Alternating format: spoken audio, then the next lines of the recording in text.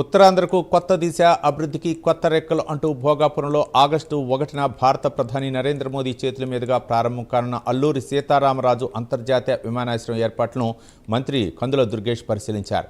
ఆంధ్రప్రదేశ్ సంస్కృతి, సంప్రదాయాలు, కళా వైభవాన్ని ప్రపంచానికి చాటి చెప్పేలా రూపొందించిన ఈ అంతర్జాతీయ విమానాశ్రయం ఉత్తరాంధ్రకు గర్వకారణమని ఆయన అన్నారు. బొబ్బిలి వీణ, కూచిపూడి, ఏటికొప్పాక బొమ్మలు, కలంకారీ కళాఖండాలతో మన సంస్కృతి గొప్పతనాన్ని ప్రతిబింబించే ఈ టెర్మినల్ నిజంగా అద్భుతమని ఆయన ప్రశంసించారు.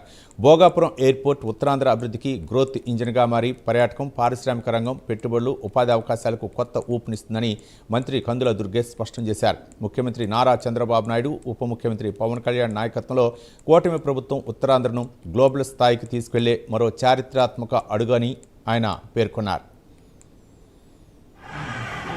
ఈ లోపల నడిచి వచ్చేదానికి ఈ కార్ పడుతుంది. మాకు తీసుకు ఇదేమో ఎలక్ట్రిసిటీ పవర్, ఇదేమో ల్యాండ్ డిఫెన్స్ సినిమా